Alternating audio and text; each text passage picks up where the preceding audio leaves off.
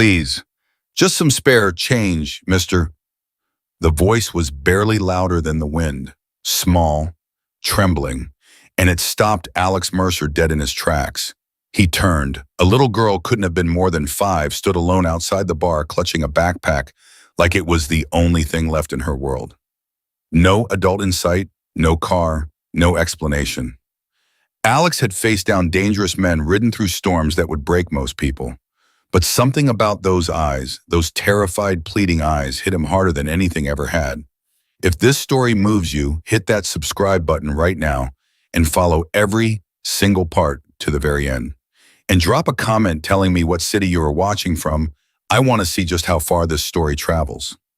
The first thing Alex noticed about the girl was that she wasn't crying.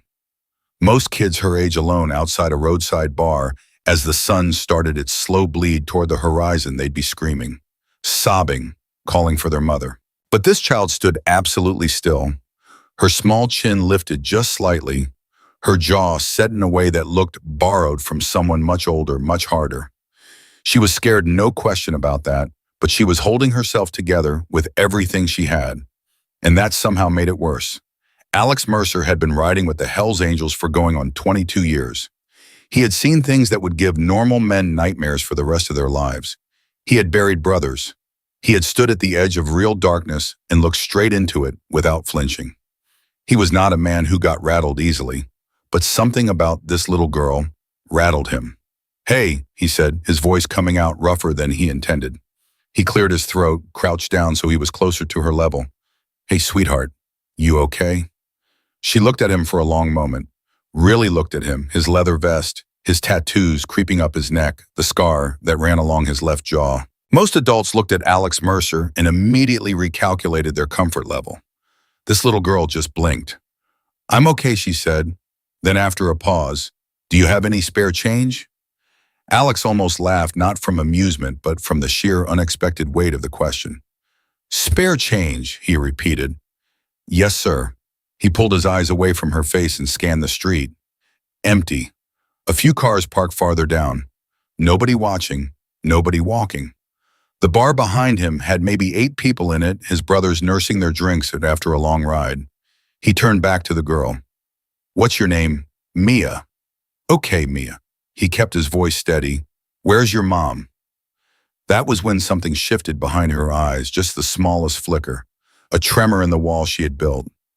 "She left this morning," Mia said carefully, "and she didn't come back." Alex felt the bottom drop out of his stomach. "She left and didn't come back." He repeated it slowly, not as a question, just letting the weight of it settle. "She said she'd be back by lunch." Mia's fingers tightened on the straps of her backpack. But she wasn't, and then she wasn't at dinner either. Alex pressed his tongue against the inside of his cheek. He looked at the backpack, actually looked at it this time. It was packed. Not the half-hearted packing of a kid grabbing snacks. It was full, heavy, the way you pack a bag when you're not sure how long you'll be gone. "Mia," he said slowly, "did your mom pack that bag for you?" A beat of silence. Then the girl reached inside the front pocket of the backpack and pulled out a folded piece of paper. She didn't offer it to him right away. She just held it, looking at it the way you look at something that means everything. "She said to give this to the first biker I saw," Mia said. "She said they'd know what to do." Alex took the paper. His hands, big hands, scarred hands, hands that had done things he wasn't proud of, handled that folded piece of paper like it was made of glass. He opened it. The handwriting was a woman's. Hurried but deliberate, like she'd written it fast but made sure every word was right. "Go to the bar with the eagle sign. Show this to whoever's outside. Tell them Carla sent you. Tell them Denny found us." Alex read it twice, then a third time. Then he stood up very slowly. "Mia," he said, his voice coming out quieter now, "how long have you been standing out here?" "Since school got out," she said. 3 o'clock. He glanced at his watch. It was almost 6:30. 3.5 hours. A 5-year-old girl had been standing alone outside a bar for 3.5 hours, asking strangers for spare change, waiting for someone to be the right someone. "Come on," Alex said. "Let's go inside." Ciao, guys. Inside the bar, his brother Tommy looked up from his beer. when Alex walked in holding a little girl's hand. Tommy's eyebrows went up so fast they nearly left his face. The hell? Get the others, Alex said quietly. Now. Tommy knew that voice. Everyone in the club knew that voice. It was the voice Alex used when something real was happening. Not a fight at the bar real. Not a he looked at me wrong real. The real real. Tommy set down his beer and walked toward the back without another word. Alex set Mia in the corner booth, the one tucked farthest from the door, the one with sight lines on every entrance, and crouched in front of her again. You hungry? A little. Okay, I'm gonna get you something to eat, and I need you to stay right here in this seat, okay? You don't move, you don't go anywhere, you understand? Mia nodded. Are you going to help my mom? Alex met her eyes. He didn't make promises he couldn't keep as a rule. It was one of the few clean rules he'd kept for his whole adult life. But looking at this child, this 5-year-old, who had packed on a bag and stood alone for 3.5 hours and had not once broken down because she needed to be brave enough to find help for her mother, he felt something crumble just slightly in his chest. I'm going to do everything I can, he said. It wasn't a perfect promise, but it was a true one. By the time he walked to the barn and nodded at the bartender, old Pete, who had seen enough in this place to know when to ask questions and when to just pour, Tommy was back with 3 others. Razor, Big Sal, and a quiet man everyone called Church, who almost never spoke, but who Alex trusted more than almost anyone alive. Alex slid the note onto the bar. The 4 of them leaned in. Razor read it first. His jaw tightened. Denny, he said. The word came out like something bitter he'd bitten into by accident. You know that name? Alex asked. I know that name. Razor looked up. Denny Holcroft. He's been running small-time ugliness out of the county for a couple years now. Debt collection's rough stuff. Nothing big enough to really come down on him, but the kind of guy who... He stopped, glanced toward Mia in the booth, lowered his voice. The kind of guy who doesn't let things go. He's been after her mother, Alex said. Apparently.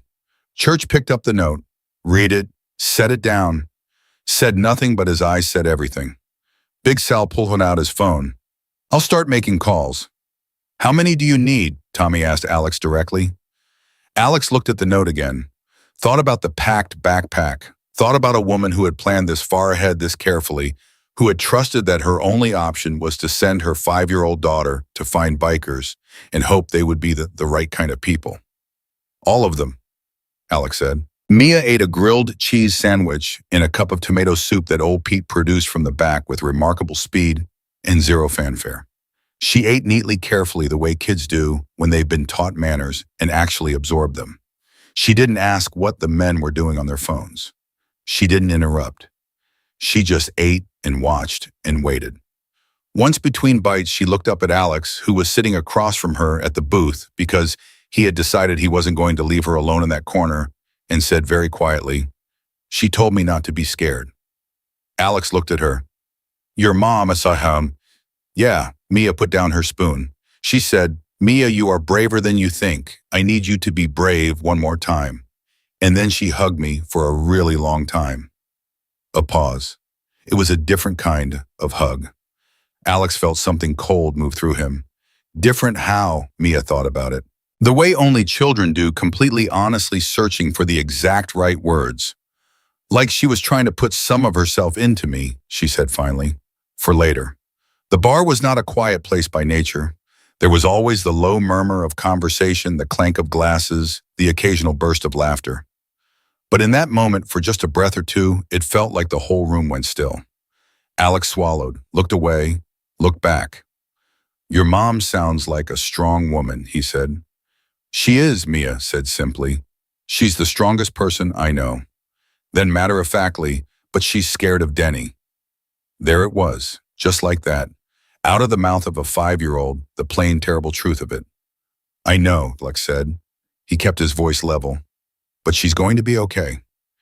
He wasn't sure he believed it yet, but he was going to make himself believe it, because someone in this situation had to.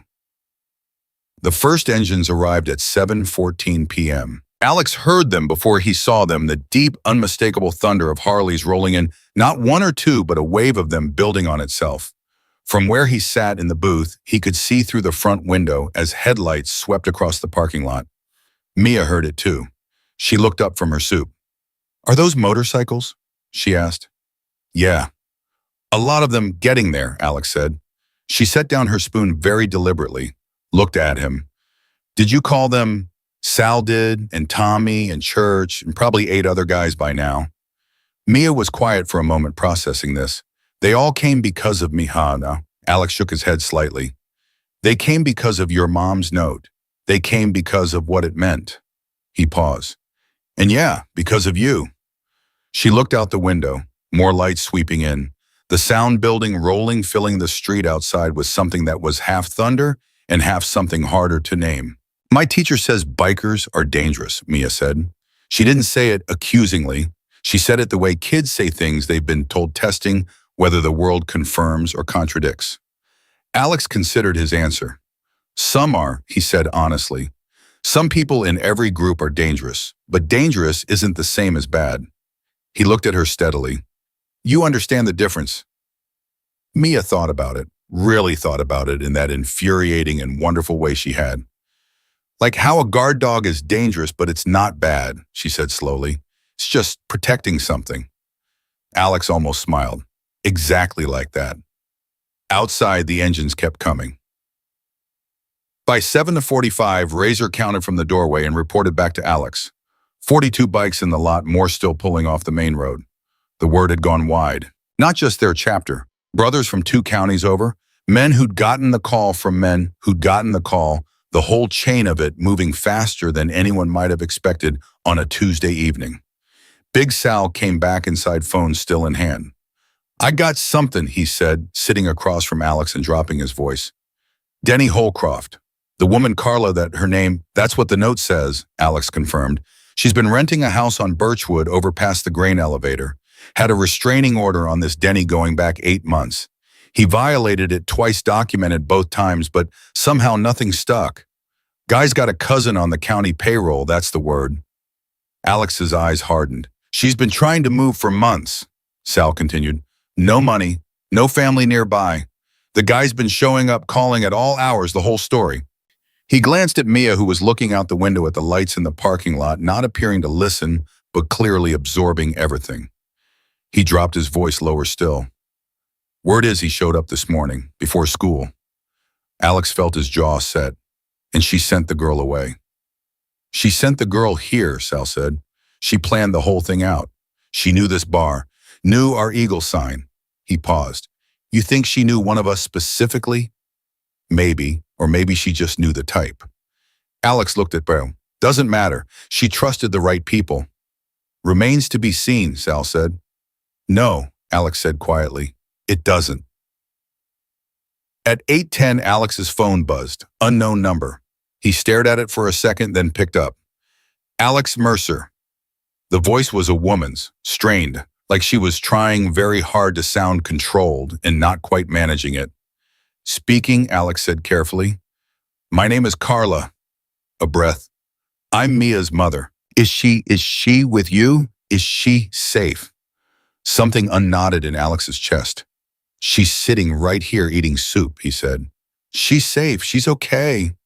The sound that came through the phone was not quite a cry and not quite a laugh. It was something torn straight out of the middle of a person. "Oh God," Carla breathed. "Oh, thank God."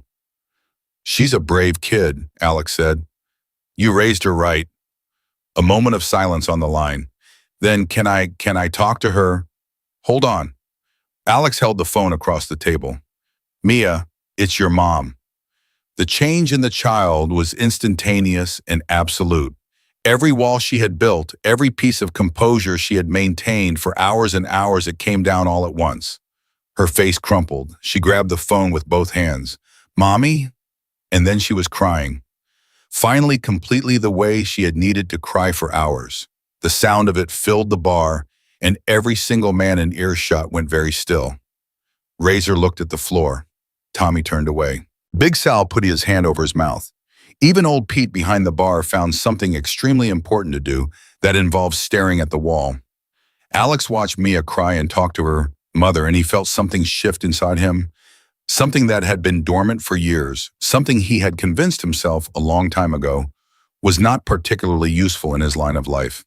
Something that felt, if he was going to be honest with himself, remarkably like purpose. Outside, by the time 9 p.m. arrived, the count was past 70 bikes. Engines idling, men standing in clusters talking low, nobody drinking, nobody horsing around. The whole congregation of them focused and quiet in a way that anyone passing by would have found either deeply reassuring or deeply terrifying, depending entirely on whose side they thought they were on. Inside, Mia had finished her call with her mother. She sat with the phone in her hands for a moment, then set it very carefully on the table and looked at Alex. Her eyes were wet, but her chin was back up. "She's at Mrs. Garner's house," Mia said, "on the other side of town. She got away." A pause. "But she said he knows where Mrs. Garner lives." Alex held her gaze. "Did she say anything else?" Mia nodded slowly. "She said she was sorry for being scared. She said she should have done something a long time ago." The child's voice was impossibly steady. "She said she's tired of being afraid of him." Alex looked at her for a long moment. Then he stood up, straightened his vest, and turned toward the door. Church was already there, leaning against the wall like he'd been waiting. He looked at Alex. Alex looked at him. "Mrs. Garner's," Alex said. "Other side of town." Church nodded once, pushed off the wall, walked out. The engines began to build outside, not the idle anymore, but the real sound. The full-throated roar of close to 90 machines coming alive at once. Through the front window, Alex could see it like a wave moving through the parking lot, every bike answering the next one. The sound rising and rising until it was something you felt in your bones more than heard with your ears.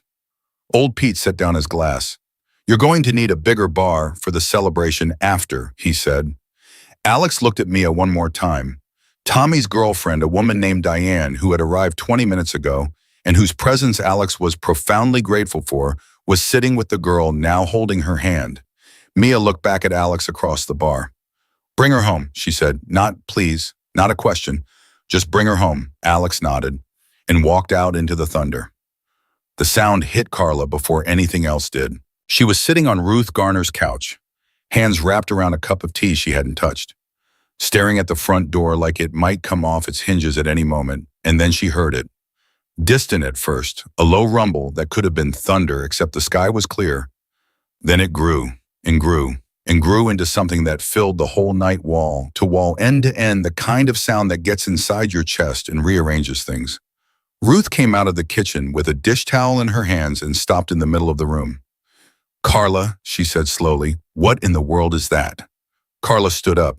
Her legs were unsteady. They'd been unsteady since that morning, since she'd packed Mia's bag with shaking hands and pressed her face into her daughter's hair and breathed her in for what she had terrifyingly considered might be the last time.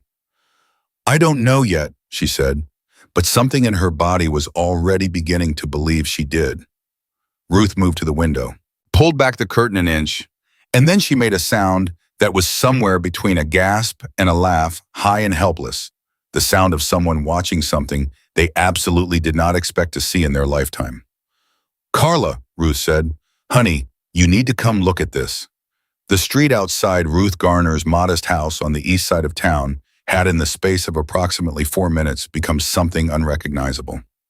Motorcycles, dozens of them rolling in slow and deliberate, their headlights sweeping across the quiet neighborhood like a procession. They didn't come in fast. They didn't come in loud and reckless, the way you might imagine. They came in with a kind of controlled, heavy gravity, like a tide that has made up its mind about where it's going and cannot be redirected. Carla pressed her hand against the glass. Her phone buzzed, the same unknown number from before. She picked up immediately. "We're outside," Alex said. Carla couldn't speak for a moment. She tried twice. "All of them," she finally managed. "All of them." She closed her eyes, opened them. "Why?" she whispered. "They don't even know me." There was a pause on Alex's end, not a hesitation, more like he was choosing his words with real care. "Because your little girl stood outside a bar for 3.5 hours, he said, "and she didn't fall apart. And she handed me that note with both hands like she was giving me something precious." Another pause. "Nobody walks away from something like that, Carla." The tea on the coffee table had gone completely cold. Ruth was still at the window, both hands on the curtain, now watching the bike settle into position up and down the street with an expression of absolute bewilderment. "They're parking," Ruth reported like a correspondent from a war zone. They're parking and getting off and standing there. Lord have mercy, there must be 80 of them." "Closer to 90, Alex said into the phone. He'd clearly heard. "Tell your neighbor not to worry. Nobody here is going to cause trouble. We're just going to make sure nobody gets to your door tonight who shouldn't." Carla pressed her palm flat against her sternum, where something was either breaking or healing, she couldn't fully tell which. "He knows this address," she said. Her voice dropped. "Denny, he knows Ruth's house. He's been watching me for months, Alex. He knows everywhere I go." "I know," Alex said. "We know Sal pulled everything on him an hour ago." She swallowed hard. And that's why we're here." His voice was flat and certain the way a door closing is flat and certain. "Is there anything in that house you need? Anything you and your daughter are going to need for the next day or two?" The question caught her off guard, the practicality of it, the way it assumed there was a next day or two to plan for. For the past 8 months, Carla's mind had operated in very short increments. Get through this hour, get through this day, get through this moment, and hearing someone plan forward on her behalf felt like standing up too fast after sitting for too long. "Mia," she said. "I need Mia." "She'll be here soon," Alex said. "Diane's bringing her." As if on cue, headlights swept across the front window from a different direction. A car this time coming down the side street, and Carla was moving before she had consciously decided to move past Ruth, past the couch, past the untouched tea, through the front door, and down the porch steps with her bare feet hitting the cold concrete of the driveway. The car door opened. Mia came out at a dead run. The impact of that small body hit Carla like a wave she'd been bracing for, but that still knocked every bit of breath out of her. She went down to her knees on the driveway and gathered her daughter in with both arms, and Mia was saying, "Mommy, mommy, mommy," in that breathless, desperate way that children say things when they've been holding them in too long, and Carla said nothing at all because there were no words left in her, just this, just this. Around them the engines had gone quiet, one by one, until the whole street was still. And in that stillness, roughly 88 men who had ridden hard to get to the street stood in the dark and did not make a sound because they understood without being told that this moment wasn't for them. A woman named Diane, Tommy's girl, who had sat with Mia for the past hour and developed a fierce and immediate protectiveness over the child, stood beside the car with her arms crossed and her jaw working, trying very hard not to cry. She failed on the second try. Alex stood back, watched. Let it be what it needed to be. It was Razor who finally broke the silence, stepping up beside Alex and speaking low. "Sal got a location on Holcroft," he said. Alex didn't look away from Carla and Mia. "Where? His place. County Road 9, past the old lumberyard." Razor paused. "He hasn't moved. Phone's been active." "He doesn't know yet," Alex said. It wasn't really a question. "No," Razor said. "He doesn't know." Alex turned that over in his mind. Denny Holcroft sitting somewhere right now, in whatever passed for comfort in his world, believing that tonight was just another night, believing he still had the upper hand, believing that Carla was isolated and alone and out of options. 8 months of making a woman feel exactly that way, cornered, helpless, invisible. And tonight, every single piece of that calculation was wrong. "All right," Alex said quietly. "Give her a few minutes." Razor nodded, stepped back. The minutes passed. Carla stayed on her bench on the driveway with her daughter, and the night held its breath around her. Then slowly Carla stood up. She kept Mia's hand in hers, held it in that way that parents do when they're not sure they'll ever be able to let go again. And she looked across the dark street at the gathered men. So many of them, standing quiet watching her, with expressions that were impossible to read at a distance but that carried collectively a weight she could feel from where she stood. Her eyes found Alex. He walked over, stopped a respectful distance away.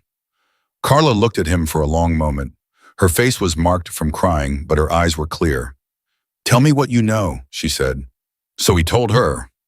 Straight and clean, no softening of it, because she had handled harder things than this and she deserved the truth. He told her about what Sal had found, the restraining order, the violations, the cousin on the county payroll who had made sure nothing stuck. He told her about the location they had on Denny, the county road, the fact that he was still there and still unaware. When he finished, Carla was quiet for a moment. Mia stood beside her, holding her hand with both of hers, leaning slightly against her mother's hip. The child said nothing, just listened the way she had been listening all evening, absorbing everything with those quiet, serious eyes. "He's not going to stop," Carla said finally. "I need you to understand that.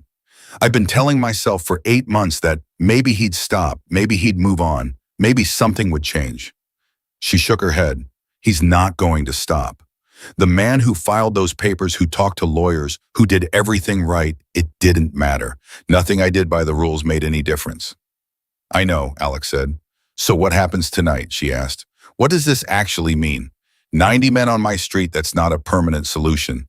Tomorrow you all go home and he's still out there."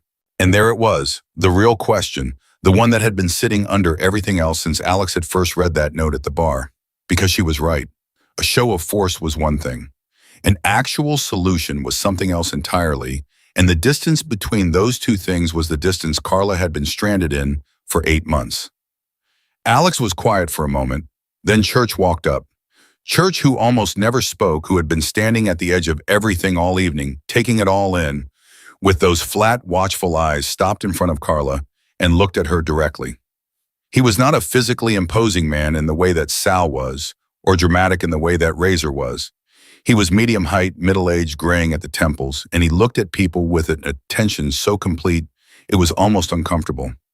"I used to be a detective," Church said.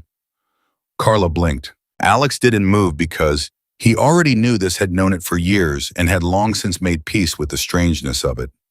15 years county level. Church continued, "I know the cousin Sal mentioned. I know the loop this guy has been working to stay clean." A pause. "And I know 3 people in the state DA's office who owe me favors. They've been very relieved not to have called in yet." Carla stared at him. "You're saying you can?" "I'm saying the violations are documented. I'm saying there's a pattern. And I'm saying that with the right calls made tonight, the right way to the right people." Church stopped. "He doesn't need to just be scared off, ma'am. He needs to be off the street. And I think we can make that happen." The silence after that had a different texture to it. Not the held breath silence from before. Something that felt for the first time in a long time like forward movement. Ruth Garner appeared on the porch behind Carla, having apparently processed the situation and arrived at pragmatism as her destination. "I'm putting on coffee," she announced to approximately 90 people. "Lord knows I don't have enough cups, but I'm putting it on." 3 of the bikers nearest the porch actually said, "Thank you, ma'am," in quick succession, and Ruth gave a short, firm nod, like she was accepting a report from people she was mildly impressed by, and went back inside. Mia, still holding her mother's hand, looked up at Church. "Are you going to put Denny in jail?" she asked. Church looked down at her. Something that might have been the distant ancestor of a smile moved across his face. "That's the goal," he said. Mia nodded, once satisfied, as though this answer passed whatever internal criteria she'd applied to it. "Good," she said simply. It was Sal's phone that broke the moment. He stepped away to answer it, and something in the way his body changed when he heard what was on the other end. A slight stiffening, a tightening of the shoulders made Alex cross to him before the call was even finished. Sal hung up, looked at Alex. "He moved," Sal said. "Say that again." "Holcroft, he just moved. That was Kenny from over on Miller Street, says he watched a truck come past his place 60 seconds ago, heading this direction." Sal's voice was flat and controlled, but his eyes were not. "He knows Alex. Somehow, he knows she's here."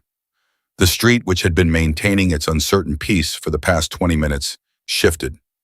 You could feel it, not a sound or a signal, but a change in the air, the way the group of people who are experienced in exactly this kind of situation recalibrate without needing to be told. Back straightened, conversations stopped, eyes moved to the road. Alex turned to Carla in one motion. "Get inside right now." "Alex, right now, Carla." His voice left no room. She grabbed Mia and moved. Diane was already on the porch holding the front door open, and she got both of them through it in about 4 seconds flat, and the door closed behind them.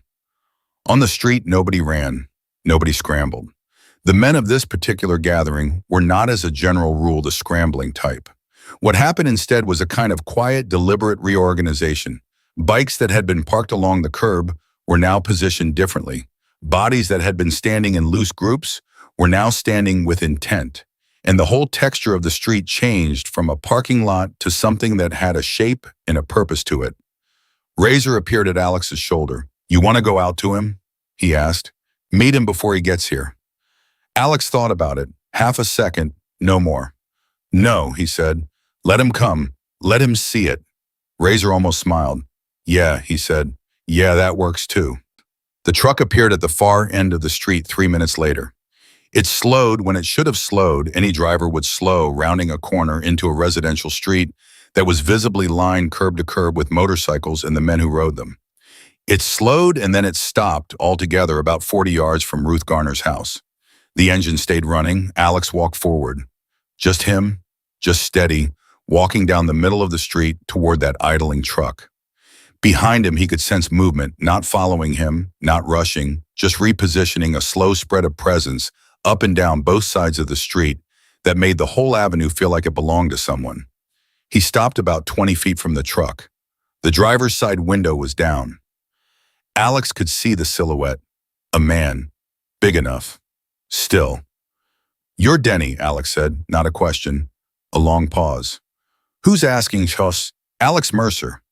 He let that sit in the air for a moment, let the man in the truck take in the street around him, the bikes, the men, and roughly 87 friends of mine. Another pause, longer this time. "Oh, I'm just here to talk to Carla," Denny said. His voice had an edge of practiced reasonableness in it, the tone of a man who had refined the art of sounding normal while doing abnormal things. "She and I have unfinished business." "No," Alex said, "you don't. That's not really your call, is it?" "Tonight it is." Alex took 2 more steps forward, closing the distance, keeping his hands visible and easy at his sides. "Look at this street, Denny. Really look at it. I need you to understand what you're looking at." The engine of the truck ticked in the silence. "There is not one version of tonight," Alex continued, his voice perfectly level, "where you get to her door. Not one, man. You can sit here and think about it as long as you want. That's not going to change. But here's what might change depending on the next decision you make." He paused. "There's a man back there who used to be a detective and still knows the right people. He's been on the phone for the last half hour. By morning, every documented violation of that restraining order is going to be sitting on a desk in the state DA's office with a very detailed recommendation attached." Silence. "You drove here tonight," Alex said. "That was a choice, and it's the last bad choice you get to make that doesn't cost you years of your life. So here's what I'm offering you, and I'm only offering it once." He stopped, looked straight at the silhouette in that window. "Turn this truck around. Go home. Stay there and let the people who are going to handle this legally handle it. Or don't do that. But understand very clearly what you're choosing if you don't." The engine ran. The night pressed in. 40 yards behind Alex, the street held its breath. Denny's voice, when it came, had lost its manufactured reasonableness. It was just a voice now, something stripped back, exposed. "You don't know what she did," he said. "You don't know anything about what's between us." "You're right," Alex said. "I don't. And it doesn't matter." "It matters too." "It doesn't matter," Alex said again with complete finality.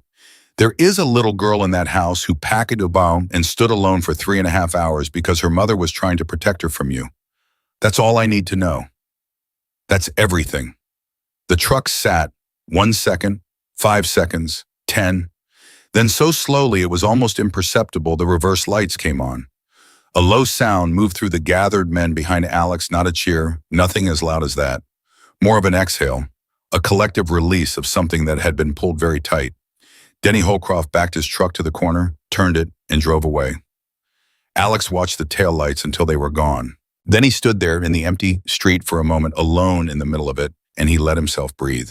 Really breathe, the kind that goes all the way down, the kind that acknowledges what almost happened and what didn't. He heard the front door of Ruth's house open behind him. He turned. Carla was on the porch. She had come out when she shouldn't have, probably the moment she heard the truck drive away, and she was standing there with Mia beside her, and Ruth hovering in the doorway behind them. She was looking at Alex with an expression he didn't have an immediate word for, something beyond gratitude. Something with more complicated layers to it, like a person who has been in the dark for so long that the light is almost difficult. Mia, standing beside her mother, looked at Alex across the night. Then she looked at the men filling the street. "You made him leave," she said. Alex walked back toward the house. "He left," he said carefully. "But church is still on the phone. We're not done yet." "But he left," Mia repeated with the precision of a child who needs that specific fact confirmed. "Yes," Alex said, "he left." Mia looked at him for a moment longer. Then she turned her face up to her mother and said with complete and exhausted certainty, "I told you they'd know what to do." Carla looked down at her daughter, then back at Alex. Her eyes were full. "Yeah," Alex said quietly. "She did." Church was still on the phone when Alex came back up the porch steps, and the look on Church's face was the kind that Alex had learned to read over 22 years, not alarm, but the focused hard attention of a man receiving information that requires very careful handling. Alex waited. Church held up one finger, listened, said 3 words into the phone, "Send it now," and hung up. "Talk to me," Alex said. Church looked at him, then at Carla, who was standing in the doorway with Mia tucked against her side, and who clearly had no intention of being sent anywhere else. He made a quick calculation and addressed them both. "Denny didn't go home," he said. The words landed in the room like something dropped from a height. Carla's hand tightened on Mia's shoulder. "What do you mean he didn't go home?" "I've got a contact at the county dispatch, retired, still listens to the scanner as a hobby, calls me when something's worth calling about." Church kept his voice even, not because he wasn't concerned, but because concern without direction is just noise. Denny's truck was spotted pulling into a property off Route 7. That's not his house. That's not anywhere near his house. Alex felt the back of his neck go cold. "Whose property?" Church met his eyes. "That's what I'm working on." Razor was already at the door. "Could be anybody, could be nothing." "Could be about uppity," Church said. "But the property off Route 7 that makes the most sense given what I know about Denny's connections." He stopped, started again. "He has a brother, older, name's Warren Holcroft. Warren's got a shed full of things that county law enforcement has been trying to get a good reason to search for 2 years." Nobody said anything for a moment. Then Big Sal from the bottom of the porch steps said the thing everyone was thinking. So he didn't back down. He regrouped. Alex turned that over. He looked at the street, the bikes still there, the men still positioned, everything still holding its shape. Then he looked back at Church. "How long to get us a solid address on Warren's place?" "I've got it," Church said. "That's what I was just having sent." He held up his phone. The screen showed a map, a red pin, and address. 8 minutes from here. "How many exits?" Church almost smiled. It was a thin expression, more like the ghost of one. "More than the man deserves," he said. "But we've handled worse configurations." Alex turned back to Carla. She was already shaking her head before he could speak. "Don't tell me to stay," she said. "Carla, don't." Her voice was quiet, but it had steel in it, the kind of steel that gets forged over 8 months of being afraid and choosing every single morning to get up and keep going anyway. "He's been making me stay for 8 months. I am done staying." Alex looked at her for a long moment, long enough that Mia looked back and forth between the two adults with the focused attention of a child conducting a very serious assessment. "You stay in the car," Alex said finally. "Bind of you, and I mean in the car." Carla held his gaze. "In the car," she agreed. Mia very quietly said, "I can be brave." "I know you can," Alex said. "That's exactly why you're staying in the car with your mom." Mia considered this logic, found it acceptable, and nodded. Ruth Garner appeared from the kitchen with 2 travel mugs of coffee and the expression of a woman who has processed the extraordinary and arrived firmly on the side of practical contribution. "You take these," she said, pressing them into Diane's hands, "and you come back and tell me how it ends, because I am 71 years old and my heart cannot take not knowing." Diane took the mugs, kissed Ruth on the cheek. "Yes, ma'am." "And you?" Ruth turned and pointed a decisive finger at Alex. "You bring this to a finish, a proper one." "Yes, ma'am," Alex said. And he meant it. The street reorganized in under 3 minutes. It was something to watch, the quiet efficiency of it, no chaos, no confusion, just men who knew exactly what they were doing, moving to where they needed to be. Some stayed. 6 bikes, 6 men keeping their position on Ruth Street because Denny was unpredictable and nobody was taking the chance that this was a diversion. The rest mounted up engines, waking one by one, And when they rolled out, it was the same way they'd rolled in, controlled, deliberate, with that low rolling gravity that you felt before you heard it. Diane drove Carla and Mia in the car. Alex rode just ahead of them. He could see Carla's face in the passenger mirror. At a red light, she was looking straight forward, jaw set, her hand resting on Mia's knee. Mia had her face turned toward the window, watching the bikes move alongside them, the way children watch things that are too large and too real to fully process, but that they will carry with them for the rest of their lives. Sal pulled up beside Alex at the light and spoke low over the engines. "Church already called his contact at the DA's office," he said. "The paperwork is moving, but if Denny does something tonight, anything, it accelerates everything. His cousin won't be able to slow walk this one. Let's make sure he doesn't do anything tonight," Alex said. "And if he does," Alex looked at the road ahead, "then we deal with it." The light changed, they moved. The property off Route 7 was exactly what Church had described it, as a place belonging to a man who had spent considerable energy making sure nobody had a good reason to come knocking. The truck was there, parked at an angle the way people park when they have arrived in a hurry and stopped thinking about the small things. Alex pulled his bike up at the end of the property line and cut the engine. Behind him, one by one, the others did the same. The silence that fell was not empty, it was full-loaded, the silence of 80-something people paying very close attention.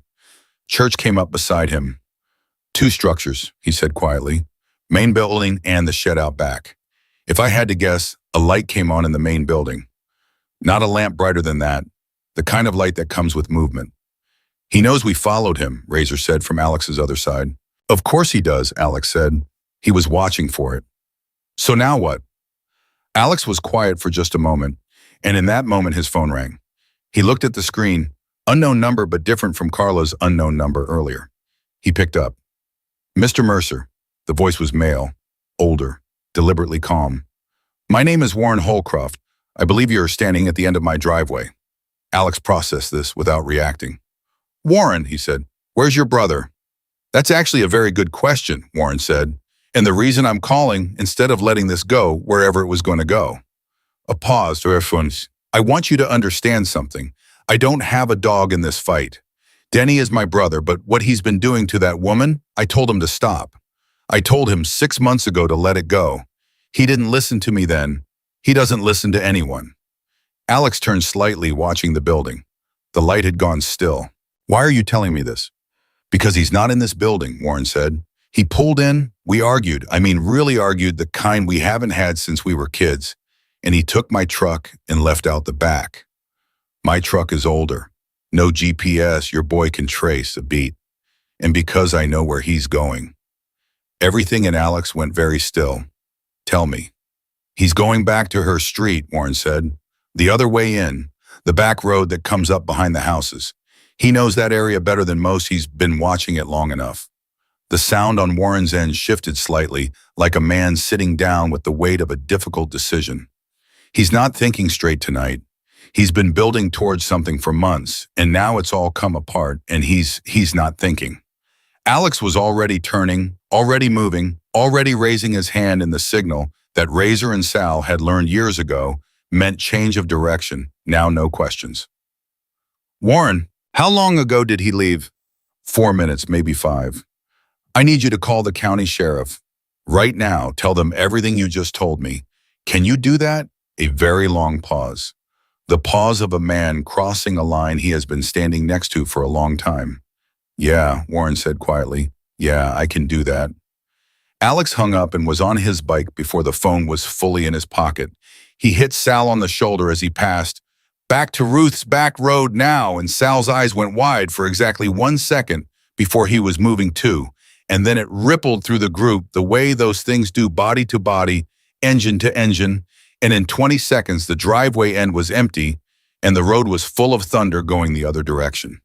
In the car behind them, Diane had heard none of this. But she felt the change in direction, saw the bikes turning, and her hand was already on her phone calling Alex before he could call her. He picked up on the first ring. "Back to Ruth's," he said. "Back road access, Denny's headed there. Go now, Diane, fast."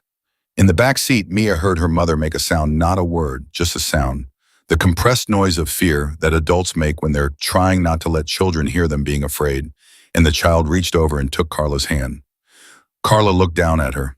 "I've got you, Mommy," Mia said. And Carla, who had been holding herself together all night with the sheer force of a will he hadn't known she possessed, until she needed it, felt one tear escape before she pressed her daughter's hand back and looked forward and breathed. The back road to Ruth Street, it was narrower than the main approach. It was the kind of road that was easy to miss if you didn't know it was there, which was exactly why Denny knew it. Alex had been on it maybe twice in his life, in circumstances he preferred not to revisit in detail, and he pushed his bike through it now, with the particular focus of a man who knows that 30 seconds in either direction is the whole difference. He came around the final bend and saw the truck. Warren's truck, older.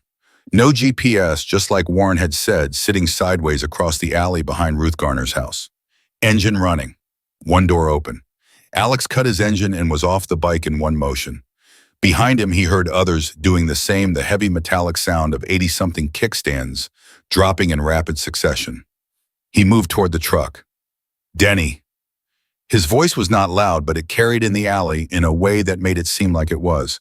"Step out where I can see you." Nothing for 3 seconds. Then Denny Holcroft stepped out from the shadow on the other side of the truck, and the first thing Alex registered was that his hands were empty.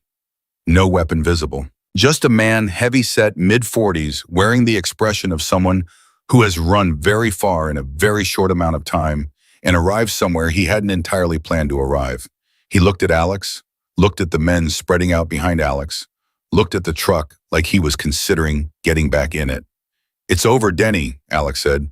"You don't get to tell me when things are over," Denny said. But the conviction wasn't there.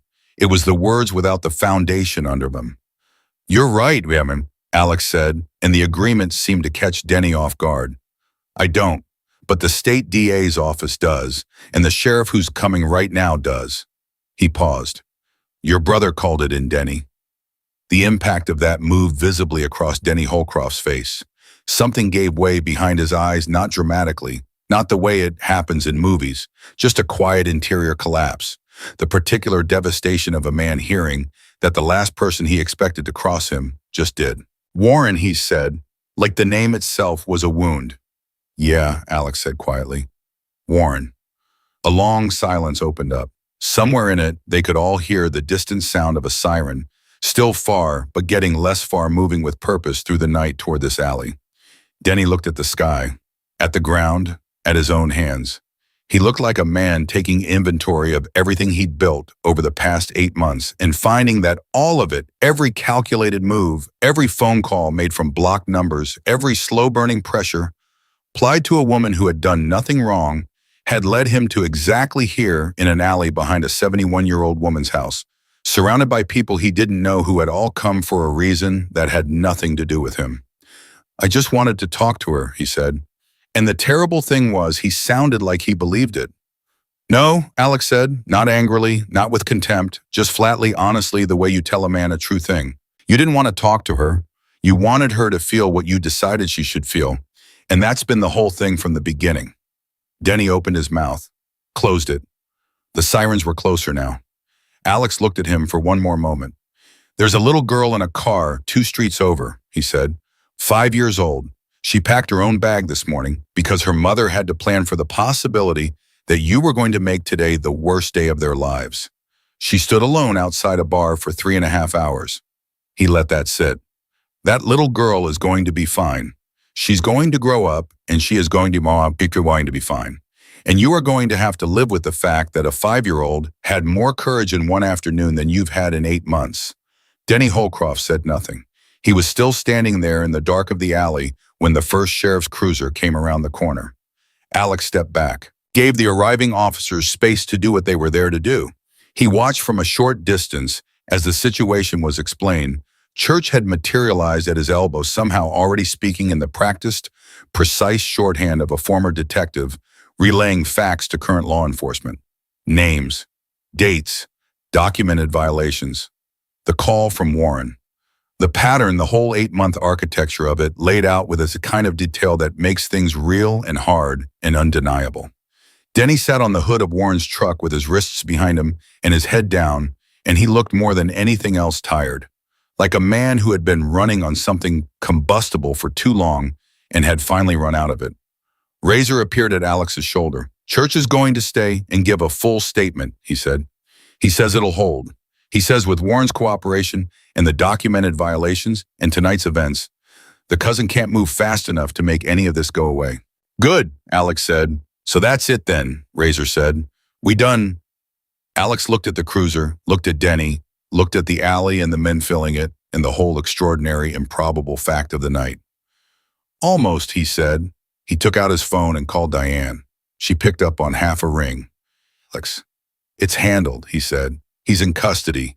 Bring them here. A silence, then Diane's voice thick. You're sure it's really done, Diane. He heard her exhale, heard faintly in the background Carla saying, What did he say? And Diane saying, he said it's done, honey. He said it's done. And then he heard nothing useful because the sound on Diane's end became briefly unintelligible. He put his phone in his pocket. Razor was looking at him. You know what I keep thinking about, Razor said. What? That little girl, standing out there for 3.5 hours. Razor shook his head slowly. You know how many grown men I've known, men who've been in real situations, serious situations, who would have folded in the first hour, just packed it in, gone home, tried something else. Alex said nothing. She didn't know if anyone was going to help her, Razor continued. She didn't know who was going to walk out that door. She just stood there and kept asking. He was quiet for a moment. Her mother raised something remarkable. Yeah, Alex said. She did. The car came around the corner 2 minutes later, headlights sweeping the alley. It stopped and the door opened and Carla stepped out, and she stopped when she saw the cruiser, saw the figure sitting on the hood of Warren's truck. With his hands behind him, saw the whole configuration of it. She went very still. Mia climbed out behind her. The child looked at the cruiser, looked at the man on the hood of the truck, looked at her mother who had both hands over her mouth and was making no sound at all. Then Mia looked at Alex, who was standing 8 feet away, and she said very carefully, Is that him? Is that Denny? Yeah, Alex said. That's him. Mia stared at Denny Holcroft for a long, serious moment, the focused, unflinching stare of a child who has been afraid of something for a very long time and is now looking at it directly for the first time, measuring it against what it had felt like from the inside. Denny did not look up. Maybe he sensed it. Maybe he couldn't. Then Mia turned away from him. Just like that. A clean, deliberate turn, like closing a door on something she was finished with. She walked to her mother, put her arms around Carla's waist. And Carla came down to her knees in the middle of the alley, the same as she had in the driveway, and held her daughter with everything she had. Around them, the men of the night began to quietly, slowly step back, making space, letting the moment belong to who it belonged to. Church walked to Alex. He'll be processed tonight, he said. With the documented pattern and Warren's statement, bail is going to be a conversation they have a hard time winning. My contact says the DA wants this one. A pause. It's going to hold Alex. Alex watched Carla and Mia on the ground of the alley. It needs to hold, he said. It will, Church said. And coming from Church, who did not say things he didn't mean, it was enough. Sal put a hand briefly on Alex's shoulder, a wordless thing, and moved off toward his bike. Razor followed. One by one, the men of the night began the quiet business of preparing to leave the same way they'd arrived, with a gravity and a purpose just pointed now in the other direction. Carla finally looked up from the ground. Her face was marked and her eyes were red, and she had never, not once in her whole life, looked more like someone who had come through something real. She looked at Alex. I don't know how to, she started. You don't have to, Alex said. I want to, she said firmly. I need to. She stood up, keeping Mia's hand. I sent my daughter to find strangers. I had no way of knowing who she'd find. No way of knowing if anyone would care or help, or her voice broke for just a second. She repaired it. I sent her because I was out of every other option, and she found you. Alex looked at her steadily.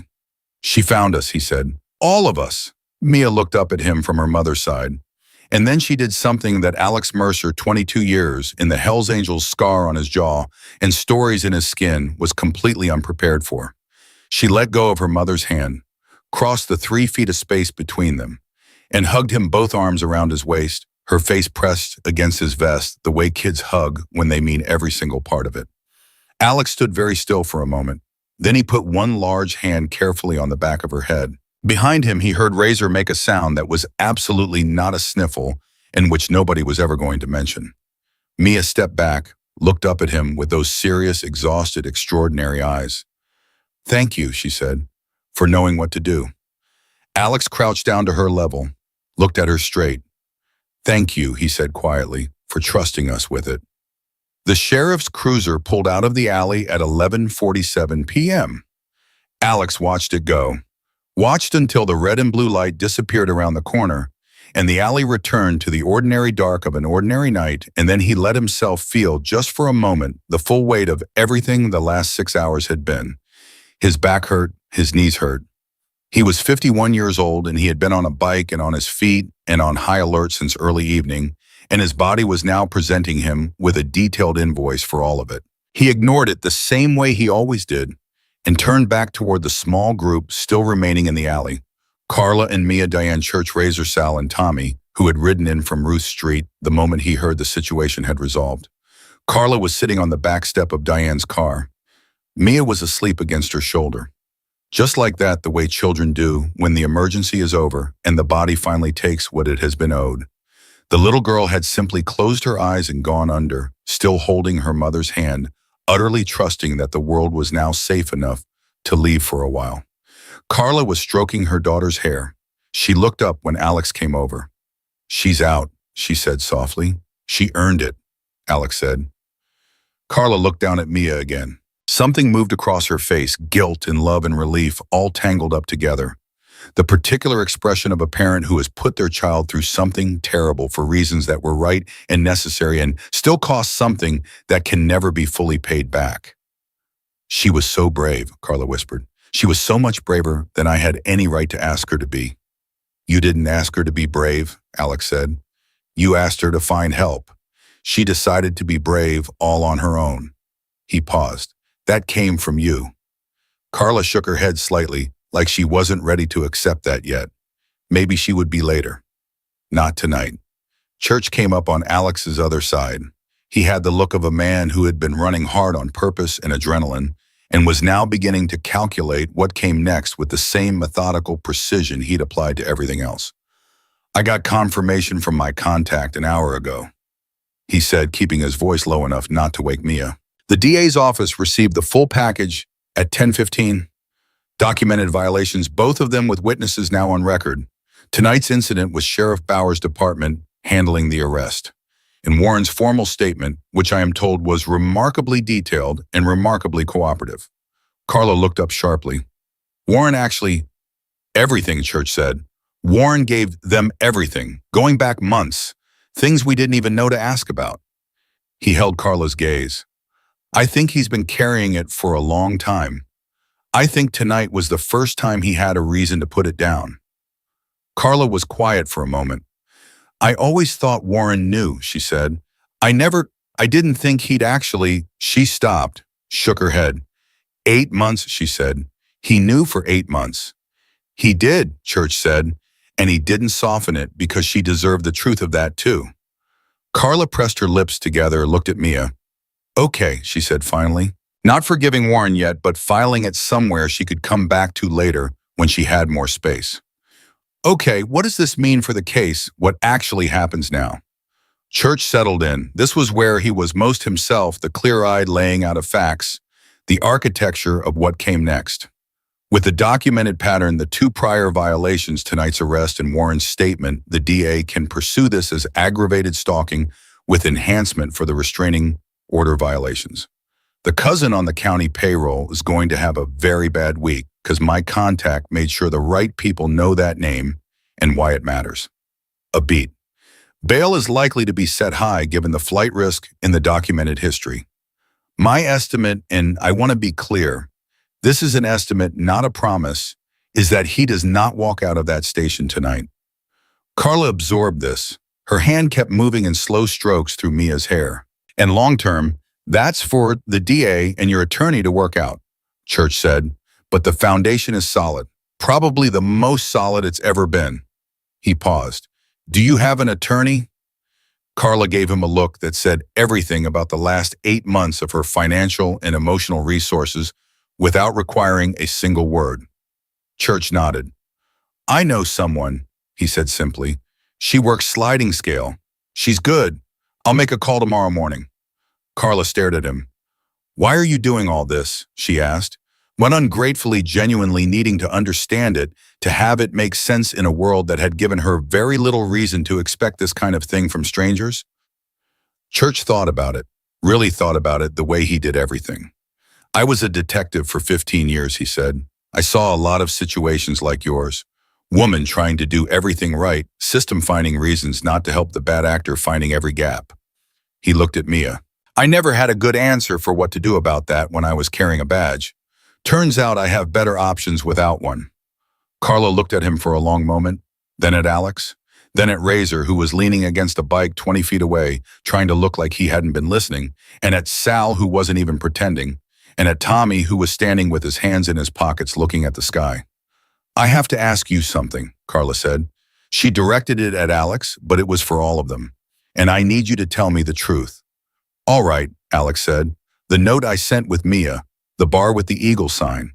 She paused. How did I know to trust you? How did I know you'd be this and not something else, something worse? The question settled into the alley and everyone in it felt the weight of it.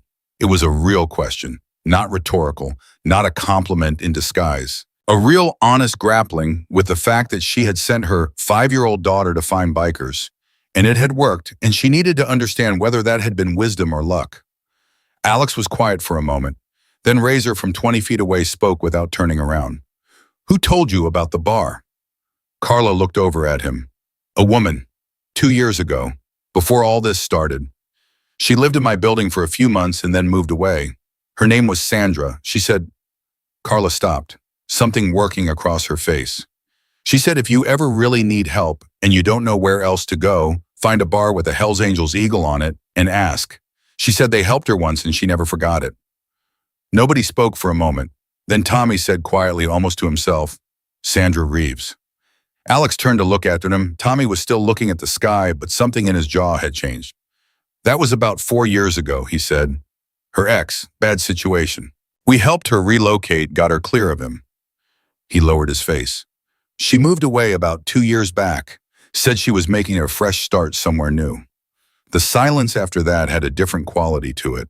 The quality of something coming fully around a circle closing in the dark of an alley, in a small town, a chain of people, helping people link by link by link, going back years.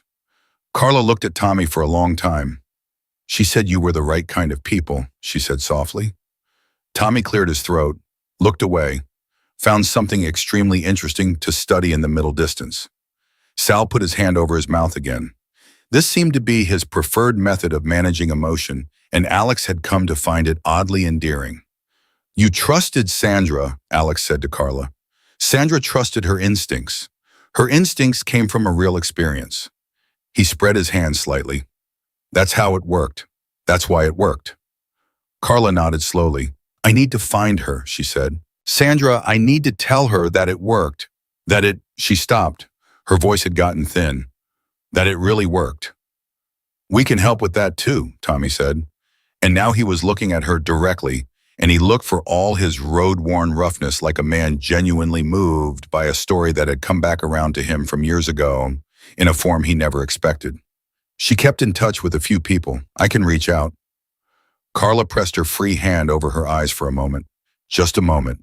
Then she lowered it, and whatever had threatened to overwhelm her had been managed, set aside, folded into the place where she kept everything that needed more space to be properly felt than this alley at midnight could provide. Okay, she said. The word again, her word, her reset button, the thing she said when she was taking the next thing and deciding to carry it. Okay. Mia stirred against her shoulder, didn't wake, made a small sound and settled deeper. Carla looked down at her daughter. She's going to have to go to school tomorrow, she said, and the mundanity of that school tomorrow lunchbox permission slips. Ordinary life hit the alley like a soft shock, the reminder that the world did not pause for extraordinary nights, but simply required you to carry them forward into the next ordinary morning. Diane, who had been quiet for a while, leaned against the car and said, My sister has a spare room. 2 rooms, actually. Clean, safe neighborhood. She's been asking me for months if I know anyone who needs a place to land short-term. She looked at Carla. She's not far. It's not much, but it's not that house, Carla said. No, Diane said. It's not that house. Carla considered it for exactly the amount of time it took to understand there was nothing to consider. Yes, she said. Tell her yes, please. Razor turned around from his bike for the first time in several minutes. He had something in his hand, a phone, and he was looking at the screen with an expression that Alex could not quite read from where he stood. Razor, Alex said. What? Razor looked up, walked over, turned the phone so Alex could see the screen. It was a text from a number that read County Dispatch in Razor's contacts. 4 words, bail denied, he's in. Well, Alex read it twice. Looked at Razor. Razor's expression was still not quite readable. It was the face of a man trying to contain something that was larger than the face could comfortably hold. Bail denied, Alex said, loud enough for everyone. The alley received this information in various ways. Sal exhaled through his nose like a pressure valve releasing. Tommy pressed both hands flat against the top of his head and looked at the sky again.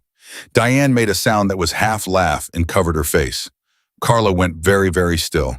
It's real, she whispered. It's real, Church confirmed. Bail denied means he's in county holding tonight. With the case, the DA's office has with Warren's statement and with his prior violation history, that's where he stays pending trial. Carla stood up carefully, shifting Mia's weight against her shoulder. The child murmured, but stayed under. Carla stood there in the alley holding her sleeping daughter, and she looked at the phone in Razor's hand, and she said nothing for a very long time. Then she started to laugh. Not a performance.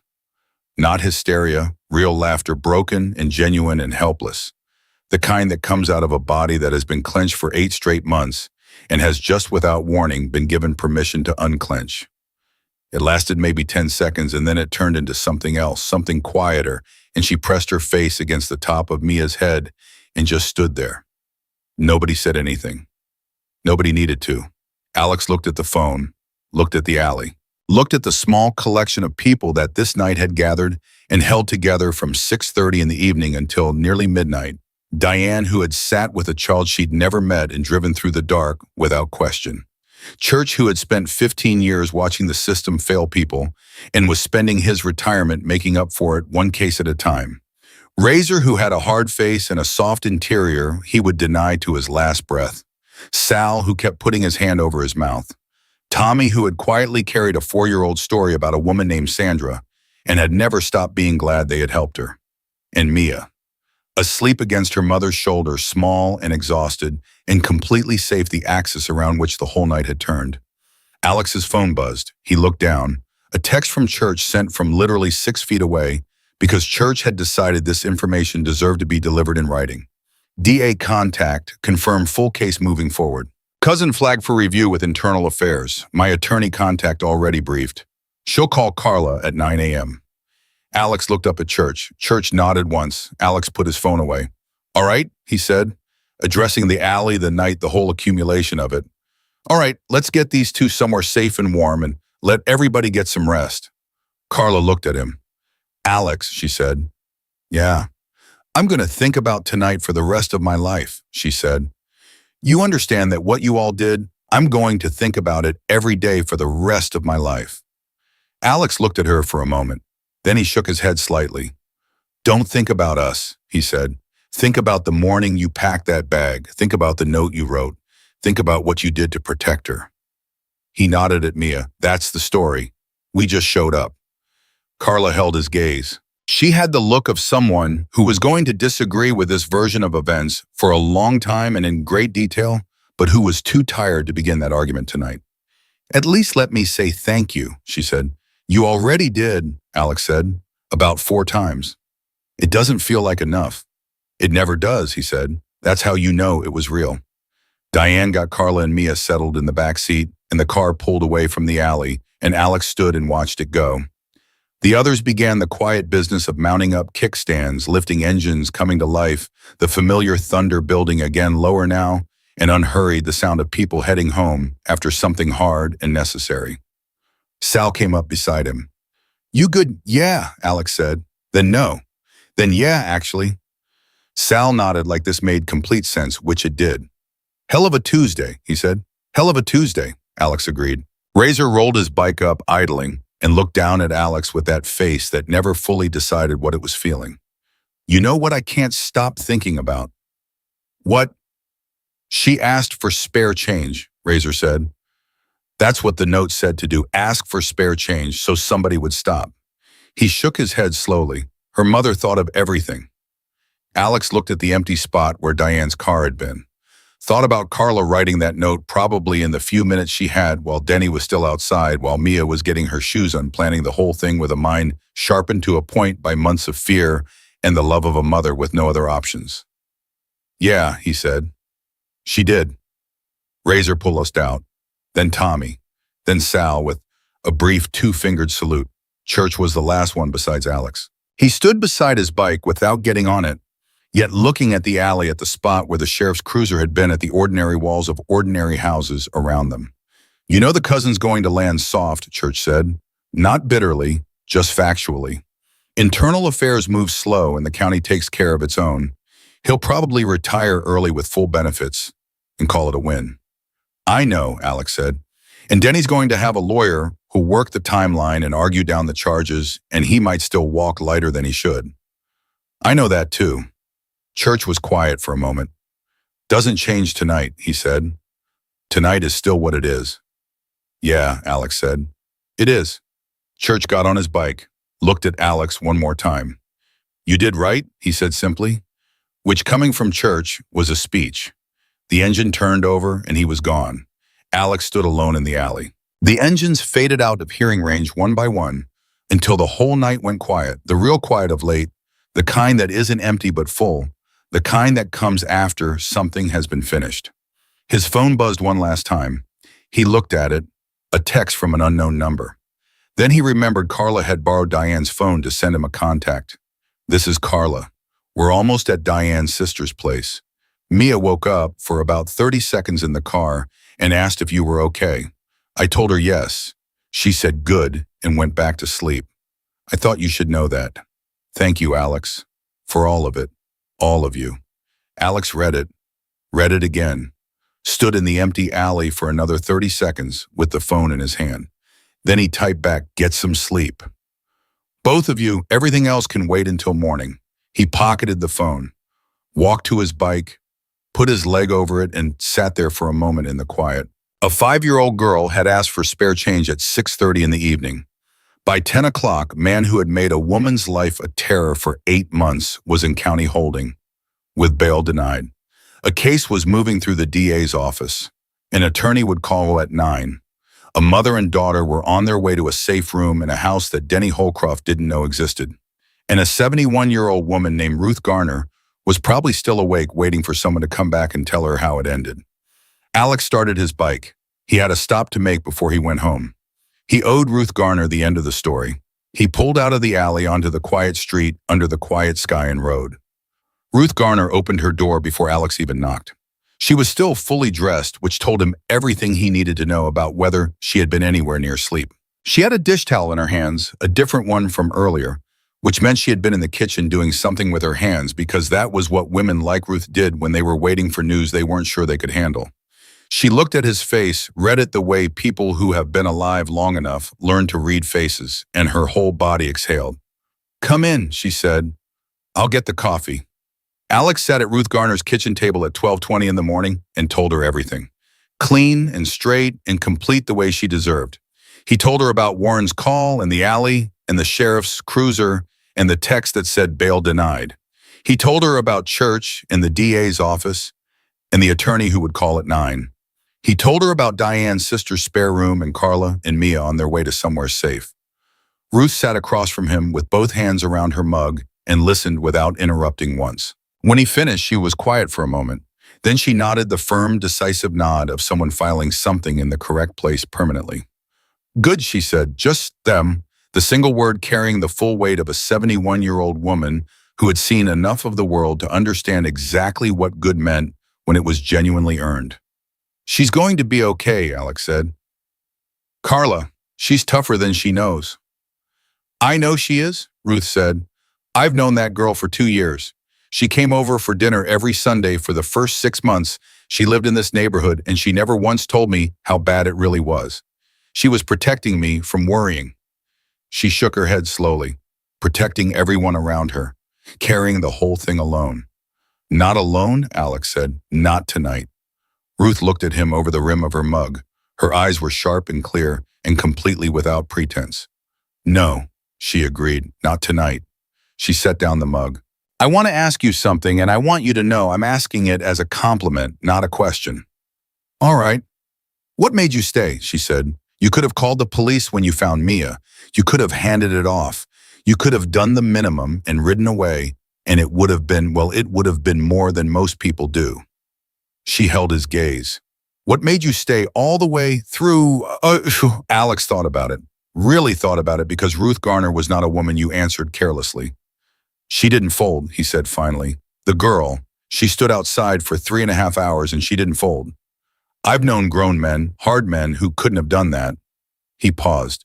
When you see that kind of thing, that kind of commitment in somebody that small, you don't walk away from it. You don't get to walk away from it. Ruth was quiet for a moment. You have kids? She asked. The question landed differently than she intended. He could tell she saw it from the slight change in his eyes. Had a daughter, he said. Long time ago. Different situation. Ruth didn't press. She just nodded with the understanding of someone who has lived long enough to know which doors to open and which to leave closed. I think she reminded you, she said simply. Alex didn't answer, but he didn't disagree. He left Ruth Garner's house at 1:45 in the morning with a second cup of coffee in a travel mug that she pressed into his hands with an authority that didn't leave room for refusal, and he rode home through the empty streets with the particular feeling of a night that had bent itself into something it didn't start out as. He didn't sleep well. He hadn't expected to. The morning came gray and ordinary and completely indifferent to what the night had been, the way mornings always are. And Alex sat on his porch with coffee and his phone and waited for the world to confirm that the things that had actually happened and not disappeared with the dark the way some things do. Church texted at 7:52 a.m. Attorney confirmed for 9. DA contact says the file is strong. Warren's cooperation is the difference maker. This one holds. Alex read it and set the phone down and drank his coffee. At 9:18, Carla texted. She called. The attorney, her name is Patricia Walsh. She went through everything with me for 40 minutes. She says we have a real case. She says with Warren cooperating, it changes everything. A pause between texts, then I keep starting to cry, and then stopping myself because Mia is right here eating cereal and I don't want to scare her. Is that ridiculous? Alex typed back. Not even a little bit. Another pause. Then she asked me this morning if Alex was a good guy. I said yes. She said she knew that already. She said she could tell by his hands. A beat. I don't know what that means, but I thought you should hear it. Alex read that one 3 times. He didn't know what it meant either exactly, but it sat in his chest in a way that was warm and slightly difficult to breathe around, and he let it. He was still sitting on the porch at 10 o'clock when Razor pulled up on his bike. Alex looked at him. What? Razor got off his bike, stood there. He was wearing his regular expression, which communicated nothing specific and everything general. Church wants a meeting, he said. Sal's place, 1 o'clock. What kind of meeting? The kind where something happened that nobody expected. Razor paused. Warren Holcroft called church this morning. Alex went still. Why? He wants to meet Carla, Razor said. He says there are things Denny did that she doesn't know about. Things that go beyond the harassment. He says if she's going to build the strongest possible case, she needs to hear them from him directly. Razor held Alex's gaze. Church thinks he's legitimate. I think Church is right, but it's her call. Alex stood up from the porch. Does she know yet? No, Church wanted to run it by you first. Alex thought about that for exactly 3 seconds. It's her call, he said, not ours. We present it, we tell her what Church thinks, and she decides. That's it. Razor nodded. 1 o'clock. I'll be there. Razor got back on his bike, paused with his hand on the throttle. You sleep. Not much. Yeah, me neither. Razor shook his head. That kid, man, He stopped, started again. I have a granddaughter, 8 years old. Her name's Claire. He said it looking at his handlebar, not at Alex. I keep thinking about Claire. What I would want someone to do if it was Claire standing outside that bar. Alex said nothing. There was nothing to say to that. It was complete as it was. Razor pulled out. Alex went inside to get his jacket. Sal's place at 1 o'clock held 7 people. Alex, Razor, Church, Sal, Tommy, Diane, and Carla, who had arrived with Mia and installed the child in front of the TV in Sal's back room with a sandwich and a cartoon before coming to sit at the kitchen table with the composure of someone who had slept 4 hours and made a decision somewhere in those 4 hours to stop being afraid of information. Whatever came, she would hear it. Church presented Warren's request plainly. He didn't argue for it or against it. He gave Carla the facts and then went quiet and let her think. She sat with it for almost a full minute. Nobody filled the silence. Even Tommy, who was not by nature a patient man, just held his coffee and waited. What does he actually want out of this? Carla asked finally. Warren, what does he get from cooperating? Church considered the question. I think he gets to stop being a man who knew and did nothing, he said. I think he's been carrying his part of this, and it's gotten too heavy. Carla looked at the table. He could have called the police 8 months ago, she said. Her voice was level, but the level was maintained by effort. He knew, and he could have, and he didn't. Yes, Church said. And now that it blew up, in a way he couldn't contain, now he wants to cooperate. She looked up. That's not heroism. That's damage control. It doesn't have to be heroism to be useful, Church said. Another silence. Carla turned her coffee mug in her hands. What information are we talking about? You said things she doesn't know about. What things? Church met her eyes. Denny has a storage unit in his name, and Warren's a name jointly. Warren says there are items in it, communications, documentation of his movements, things that Denny kept as some kind of record. The kind of thing that a defense attorney would work very hard to keep out of a trial, but that a DA with those items in hand would find very useful for understanding the full scope. He paused. Warren is willing to grant access and testify to provenance. That means chain of custody. That means it goes in. Carla went very still. He kept records, she said. Her voice had changed. Something underneath it. He kept records of what he was doing. Like documentation. It appears so, Church said quietly. Carla put her hand flat on the table, pressed it there like she needed something solid. Around the table, everyone held what they were holding and stayed quiet because this was a moment that belonged entirely to her, and they all understood that. Okay, she said, the word again, the word that had carried her through the whole night and was carrying her still. Set it up, I'll meet him. Church nodded. I'll be there with you, he said, the whole time. I know, she said. And she did know she had known since about midnight in an alley that Church was the kind of person who meant exactly what he said and followed it exactly as far as he said he would. There was a particular safety in people like that, the safety of complete predictability in the right direction. One more thing, Sal said, and his voice had a different quality to it, something careful and almost hesitant, which was not a quality Sal usually deployed. Everyone looked at him. He put his phone on the table. On the screen was a Facebook post. He turned it so Carla could read it. She leaned forward, read it. Her face changed. She looked up at Sal. Where did this come from? Tommy posted it last night, Sal said. Around 2 a.m. after he got home. He didn't clear it with anyone, which I understand was maybe it was a judgment call. Tommy said not defensively, just stating the fact. She needed to know it worked. Sandra needed to know.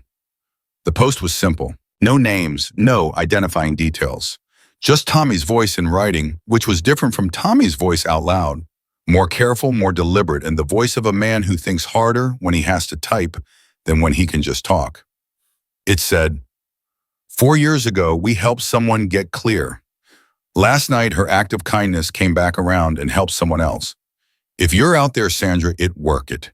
It really worked. You were right about us. By 1 p.m, it had been shared 263 times. Carla put her hand over her eyes, pressed hard, lowered it. Does she know? She asked. Has she seen it? Tommy's phone buzzed on the table at the exact moment she said it. He looked at it. His face did something complicated and genuine. He turned the screen to Carla. It was a comment on the post, timestamped 4 minutes ago. I know exactly who this is about. I've thought about her every single day. Tell her she was always stronger than she knew. Sandra Carla read it again. Then she laughed the same laugh as the night before, broken and completely real.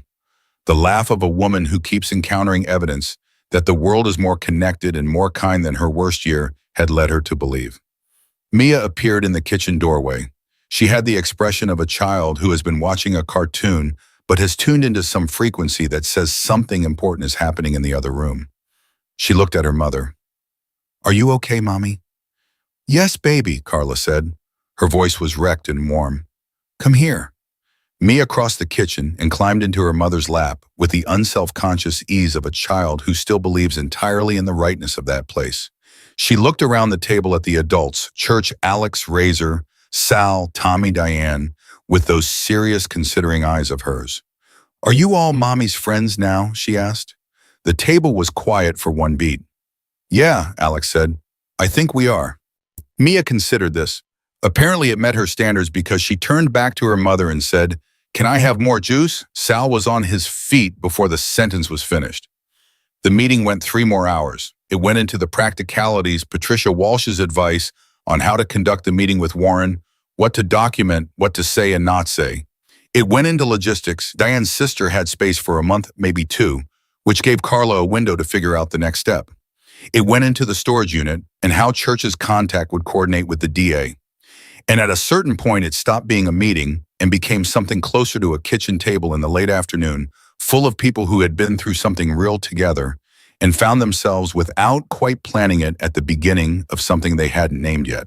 Mia fell asleep on the couch with Sal's old dog, a 17-year-old basset hound named Herbert, who had seen enough of life to be unsurprisable, curled against her knees, and Sal took a photo of it on his phone and then sat back down at the table, looking like a man who had been surprised by his own feelings and was processing it in real time. At 4:30, Alex's phone rang. The screen said Church, which was strange because Church was sitting 8 feet away. Alex looked at him. Church held up a finger and stepped out of the kitchen. 30 seconds later, he came back in. He sat down. He looked at Alex. "That was my contact at the DA's office," he said. "Not about the case," he paused. "About the cousin, Councilman Briggs." He said the name like it was a formality, just labeling the thing for the record. Apparently, Warren's statement contained information that extended beyond Denny's activities. Information about how certain violations were being buried and who specifically was making sure they stayed buried. He looked around the table. "Internal Affairs opened a formal inquiry this morning. Briggs has been placed on administrative leave pending review." The kitchen went very quiet.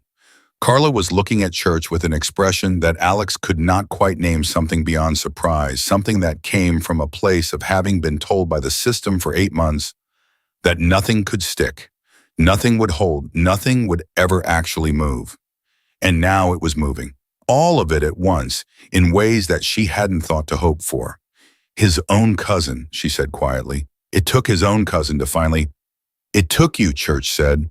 And his voice, which was almost always measured and flat, had something different in it now. "You made the plan, you packed the bag, you sent Mia with the note. Every single thing that happened after that came from what you set in motion." Carla shook her head. "I was desperate.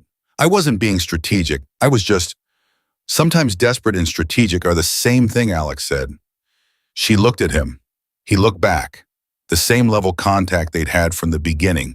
2 people who had recognized something in each other across the hardest kind of circumstance and had not looked away from it. "What happens now?" she asked. Not about the case, not about the logistics. She meant it more broadly than that, and everyone at the table understood it. Alex thought about it. "Now you sleep in a room that's safe," he said, "and tomorrow you talk to Patricia Walsh again, and the day after that you figure out the next day." He paused. "You've been surviving in very small increments for 8 months. That doesn't stop overnight. But the thing you were surviving against is in county holding with bail denied. That changes the math." Carla was quiet for a long moment. "I'm going to need to explain some of this to Mia," she said. "Not all of it, but some. She's going to have questions." "She already has them," Diane said. "She asked me this afternoon what jail is like.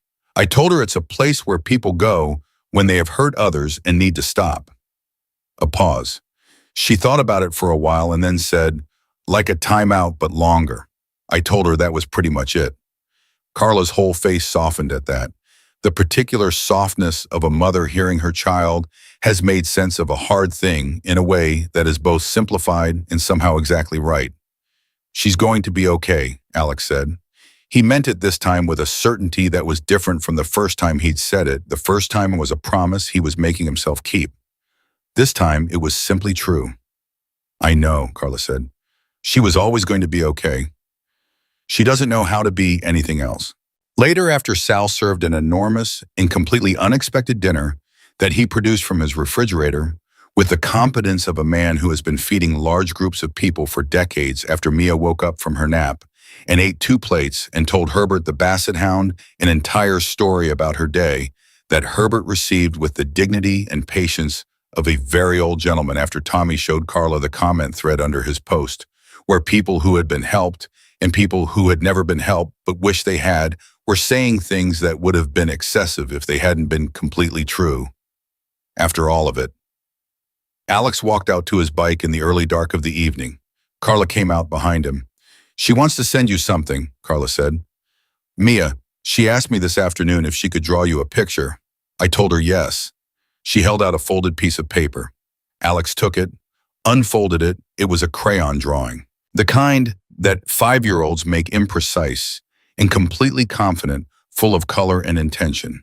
It showed, as best Alex could interpret it, a row of motorcycles that looked like elongated bumblebees, and a small figure with yellow hair, and a large figure with "he leaned in, yes," with what was clearly meant to be a scar on its jaw, drawn with careful attention in red crayon. Above the figures in large, uneven letters that marched across the page with the fierce determination of a child who was still learning but was absolutely going to get this down. Thank you for not writing away. Alex stood in the dark of Sal's driveway and looked at that drawing for a long time. Carla watched him, said nothing. He folded it very carefully, put it in the inside pocket of his vest against his chest where things went when you needed them to stay safe. Tell her she's welcome, he said. His voice came out lower than he intended. She knows, Carla said. She said she could tell by your hands, remember? He shook his head slightly, still not fully knowing what that meant, and deciding that not fully knowing was all right. Some things didn't need to be translated. He got on his bike. Carla stood a few feet back. Alex, she said. He looked at her over his shoulder. Sandra said I was always stronger than I knew, Carla said. I've been thinking about that all afternoon. She paused. I think she was wrong. I think I always knew. I just needed to believe it mattered. She held his gaze. You all made it matter. Alex looked at her for one long moment. Then he started the engine. The sound of it filled the quiet street steady and low. The same sound that had filled Ruth Garner's neighborhood the night before was something that looked to the uninformed eye like danger and was in every way that counted the exact opposite. He pulled out of the driveway, turned onto the street. The evening air hit his face cold and clean.